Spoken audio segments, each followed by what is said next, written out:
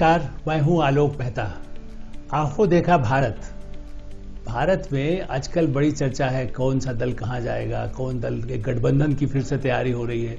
ऐसा कोई गठबंधन बने जिससे कि राष्ट्रपति उपराष्ट्रपति के चुनाव में उसका एक बड़ा परिणाम आ सके। इसलिए आंखों देखा भारत में मैं उस तरह की दल की बात कर रहा हूं जो बड़े इंदिरा गांधी के परिवार से ही निकले। इंदिरा गांधी के समय इंदिरा कांग्रेस बनी, वो तो एक पुरानी बात हो गई थी, लेकिन उनके बेटे संजय गांधी, और उनको समानांतर सत्ता कहा गया, और इसीलिए इमरजेंसी में जो कुछ उन्होंने किया, जबकि उनके कार्यक्रम कई ऐसे थे, साक्षरता या वृक्षारोपण और इस तरह के कार्यक्रमों, कोई परिवार नियोजन तो बहुत बड़ा मुद्दा था ही।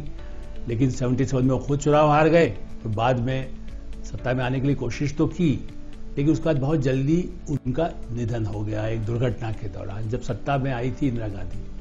तब मेनका गांधी, आपने चर्चा सुनाई होगा, मेनका गांधी आज भी चर्चा में है। तो मेनका गांधी जी ने संजय विचार मंच बनाया, और मैं इसलिए याद करता हूं कि संजय विचार मंच इसी फिरोज शाह कोटला मैदान में, जहां टाइम्स ऑफ इंडिया और सब जो दफ्तर है, बार कहना चाहिए, एक बड़ा, तब वो बड़ा खुला मैदान भी वहां होता था उस समय। फिरोज शाह कोटला इसीलिए कहा जाता, बाद में स्टेडियम वगैरह तो बाद में बने। तो संजय विचार मंच बना था। अकबर अहमद डंपी एक बड़े जुझारू संजय गांधी के मित्र थे। तो ऐसे ही कुछ मित्र, और मेनका गांधी बड़ी प्रभाव, चूंकि शुरू से वो भी, बल्कि वो संपादक रही थी, सूर्या मैगजीन निकाली थी, जनता पार्टी को उखाड़ने में भी उनका भूमिका थी। सो मेनका गांधी बड़े उत्साह के साथ उन्होंने ये बनाया कि एक नई पार्टी खड़ी हो गई, और उस पार्टी से, ये बात तो 1900 के आसपास, मतलब उससे ये हुआ कि एक लगा कि भाई एक ऐसी पार्टी बन गई है जो अपने आप में वो संजय गांधी के जो बड़े आदर्श कार्यक्रम होते थे उनके हिसाब से उसको इमल में लाया जाएगा। लेकिन आप जानते हैं, आज भी इसलिए मुझे याद आता है कि उस समय तो वरुण गांधी पैदा ही हुए थे।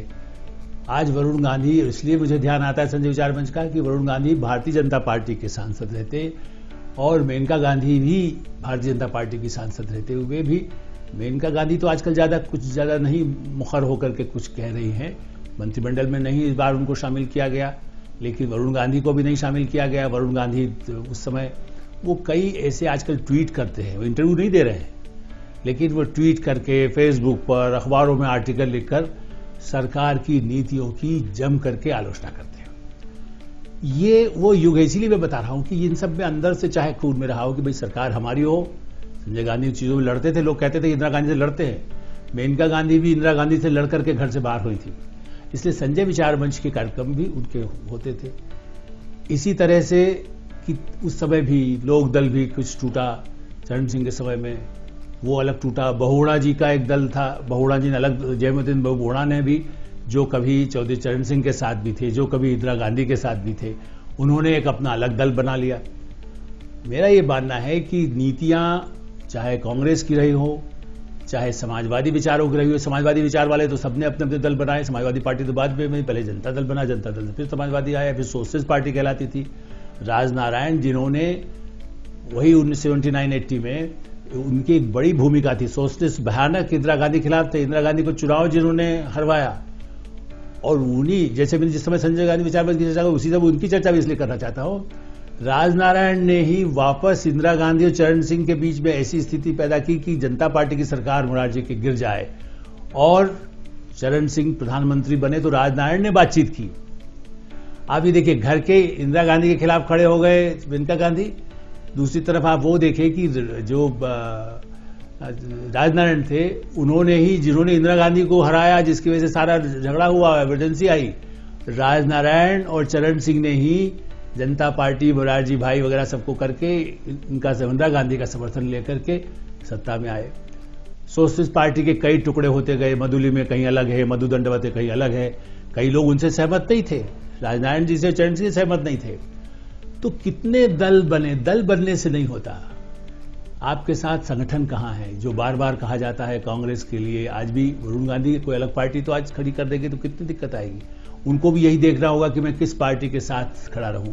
भारतीय जनता पार्टी ने उनको बड़ा स्वागत किया, एक चुनाव जीता, दूसरा चुनाव जीता, उनको पार्टी का बड़ा महत्वपूर्ण पद भी पहले दिया गया।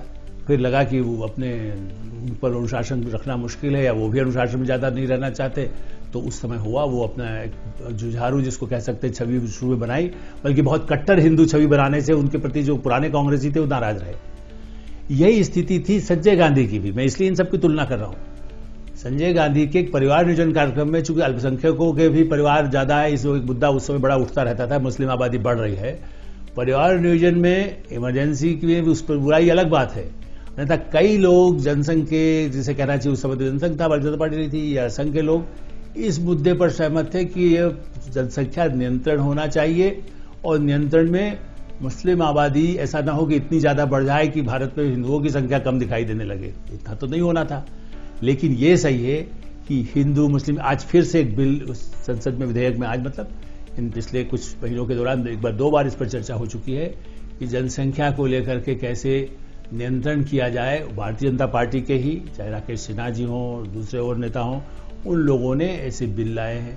तो पार्टी अलग बन जाए, कार्यक्रम आपके क्या है मूल, जनता ये चाहती है कि आपके प्रोग्राम क्या हैं, आपकी पार्टी में, संगठन में गली गली जाकर के काम कौन कर सकता है। संजय गांधी विचार मंच चाहे मैंने कहा है, इतनी बड़ी ताकत थी, एक समय में उनकी तूती बोलती थी, लेकिन नहीं हो पाया। बल्कि अंबिका सोनी जो संजय गांधी के समय में अध्यक्ष थी, वो भी मेनका गांधी के साथ नहीं गई। वो बाद में उनको लगा इंदिरा गांधी के साथ पावर रहना अच्छा है, वो वापस उनके पास चली गई, जबकि वो 77 में वो भी पार्टी छोड़ के चली गई थी।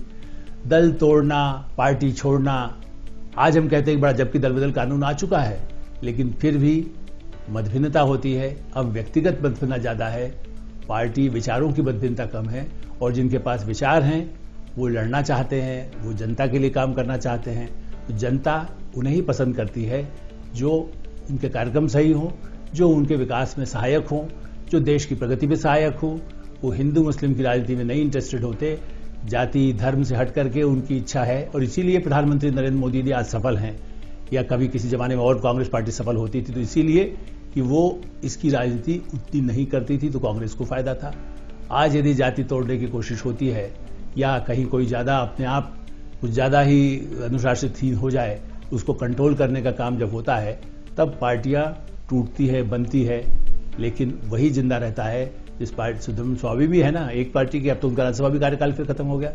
कभी वो जनता पार्टी अकेले लेकर के बैठ गए थे, वो पार्टी उन्होंने विलय कर दिया, कहने को तो एक ही आदमी थे, तो विलय भी हो गया, और अब वो राज्यसभा के भी सदस्य, उनका कार्यकाल समाप्त हो गया। तो इसलिए वन मैन पार्टी हो सकती है, वन मैन आर्मी कहने को हो सकती है, लेकिन सत्ता में फिर वो सुख नहीं मिल सकता, न जनता का भला हो सकता है। आजकल इतना ही। आपको आंखों देखा हाल भारत में पुराना किस्से कैसे लगते हैं, आंखों देखा भारत हमारा कैसा था, और आगे भी वर्तमान से कैसे जुड़ता है, इसकी चर्चा हम करते रहेंगे। आपको हमारा कार्यक्रम कैसा लगता है, आप इंडिया न्यूज़ के लिए लिखिए और बताइए, अपनी राय दीजिए। आपका हमेशा स्वागत है। धन्यवाद।